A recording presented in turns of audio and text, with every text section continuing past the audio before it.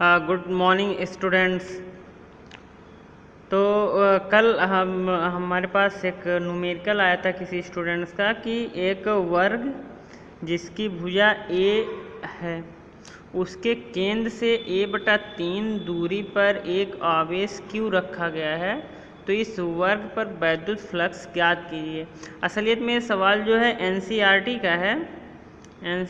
का है, तो हम लोग को करना है। आप देखिए कि ये जो आपका ये जो वर्ग दिया हुआ है, जैसा कि फिगर में उन्होंने बना के रखा है कि एक वर्ग है जिसकी भुजा ए है, इससे a/3 दूरी पे कोई आवेश Q है।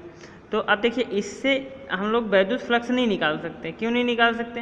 क्योंकि वैद्युत फ्लक्स हमेशा बंद पृष्ठ यानी क्लोज सरफेस से निकलता है। अब तो ये क्लोज सरफेस है नहीं, ये वर्ग जो है ये खुला सरफेस है, तो इससे हम लोग वैद्युत फ्लक्स नहीं निकाल सकते।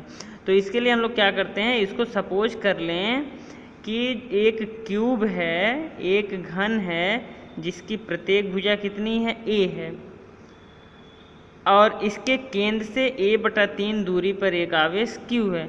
तो गॉस के प्रमेय से a भुजा के घन से निकलने वाली कुल वैद्युत फ्लक्स जो होता है वो कुल आवेश बटा एप्सिलॉन नॉट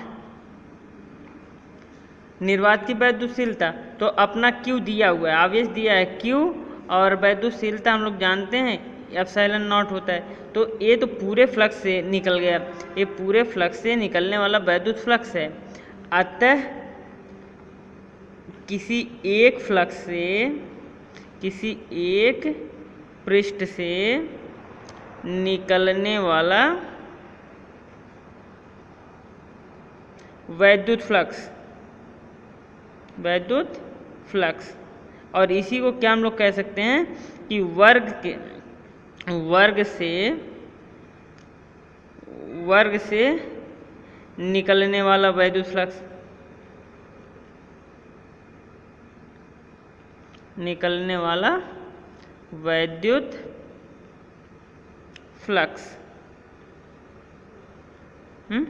अब देखिए ये अब एक फ्लक्स में कितने पृष्ठ होते हैं। एक फ्लक्स मान लीजिए अपने पास एक क्यूब है, तो एक क्यूब के कितने पृष्ठ होंगे। सपोज एक क्यूब है, चाक का डब्बा एक क्यूब है, तो अब इसके कितने पृष्ठ हो जाएंगे, एक, इसके नीचे वाला 2, ये 3, ये साइड वाला 4, ये 5, 6 पृष्ठ। यानी किसी भी घन या घनाभ के कितने पृष्ठ होते हैं, 6 पृष्ठ होते हैं। 6 पृष्ठ से निकलने वाला कुल वैद्युत फ्लक्स कितना है, Q/एप्सिलॉन नॉट। तो किसी एक पृष्ठ से निकलने वाला वैद्युत फ्लक्स कितना हो जाएगा, इसको मान लीजिए φ1, तो ये क्या हो जाएगा, कुल फ्लक्स का 1/6, और फाई कितना है, Q/एप्सिलॉन नॉट, तो इसका 1/6, यानी φ1 किसी एक वर्ग से निकलने वाला जो वैद्युत फ्लक्स हो जाएगा Q/6 एप्सिलॉन नॉट होगा। यही आपका आंसर होगा। क्लियर? कोई डाउट, कोई तकलीफ, सबको समझ में आया? तो आप लोग बताइएगा, कोई दिक्कत होगी तो आप पुनः पूछ लीजिए।